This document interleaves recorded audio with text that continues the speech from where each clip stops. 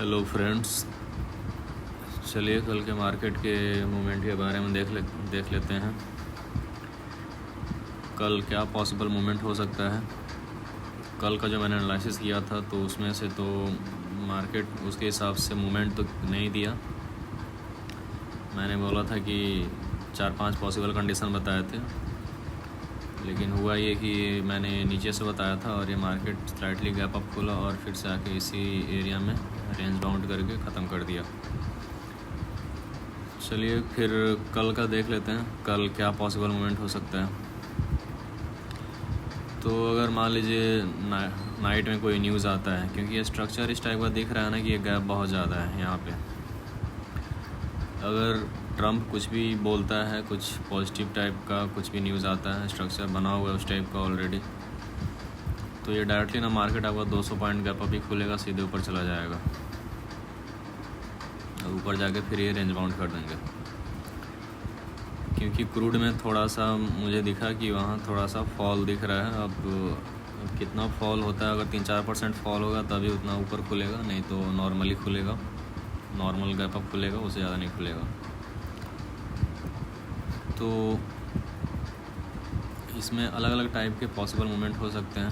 पहले मान लीजिए कि मार्केट इसी के आसपास खुलता है, slide gap up, gap down.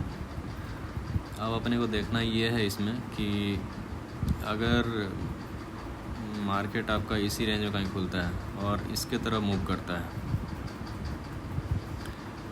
तो यहाँ पे अगर आके टच किया ये क्लियर जो लेवल है, तो यहाँ से ना मार्केट फिर बेयरिश हो जाएगा।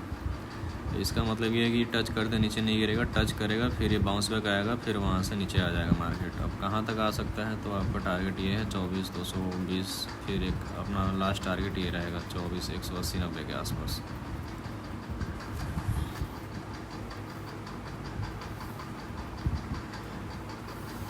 तो इसमें आपको वही देखना है कि अगर कहीं भी खुले यहाँ आसपास में, इधर खुले इधर खुले, अगर इधर आके इसको टच किया तो फिर मार्केट बेयरिश हो जाएगा। ये आपको सिंपल, इसमें कुछ ज़्यादा नहीं सोचना है। अब नेक्स्ट केस ये बनता है कि मार्केट इधर ही कहीं खुले आसपास में और फिर ये इसकी तरफ मूव करे 24,471 के आसपास, तो यहाँ से फिर मार्केट बुलिश हो जाएगा। और बुलिश हो जाएगा तो 24,471 मान लीजिए टच किया यहाँ पे जाके, तो फिर यहाँ से एक डीप आएगा, फिर उसके बाद आप कॉल बाई कीजिए और आपका टारगेट फिर आपका यहाँ कहीं आसपास तक रहेगा। इसके ऊपर नहीं जाना चाहिए, ये फिर वहाँ से सेलिंग आ जाएगा यहाँ तक। तो ये आपका दूसरा केस हो गया।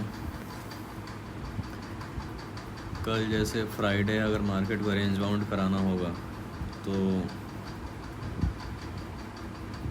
रेंज बाउंड कराने के चांसेस तो कम दिख रहे हैं, क्योंकि जहाँ पे ये मार्केट है वहाँ पे एक ये एरिया हो गया आपका, एक ये दूसरा एरिया हो गया, तो हो भी सकता है रेंज बाउंड लोग करा भी सकते हैं मार्केट को, कोई वो नहीं है।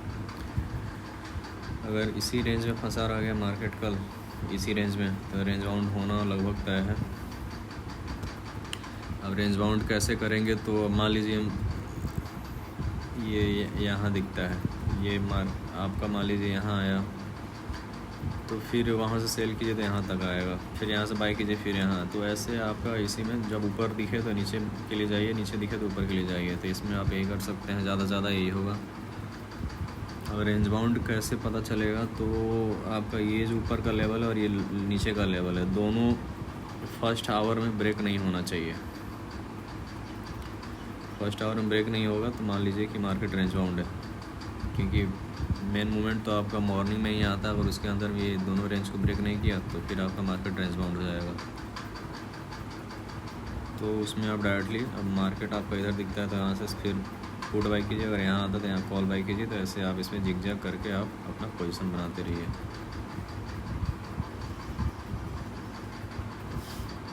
एक पॉसिबल केस ये बन सकता है कि मार्केट आपका डायरेक्टली इधर कहीं गैप अप खुले और वहाँ से फिर एक फॉल आए यहाँ डायरेक्टली, फिर उसके बाद यहाँ बाउंस करके फिर आपका ये यहाँ तक फॉल आए, ये भी हो सकता है।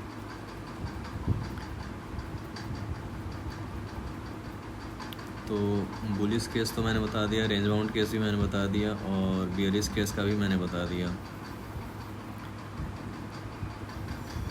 तो तो इसमें और कुछ ज़्यादा पॉसिबल मूवमेंट तो मुझे नहीं लग रहा है। हालांकि अगर कुछ और भी मूवमेंट बनता है तो आप, मैंने लेवल तो बता दिए, आप लेवल के हिसाब से समझिएगा। मेन इंपॉर्टेंट लेवल आपका ये है 2490 और 24,471 बस। उसके हिसाब से आप लोग डिसाइड कर लीजिएगा कहाँ पोजीशन बनाना है। So this is the analysis for tomorrow. Let's see what happens tomorrow.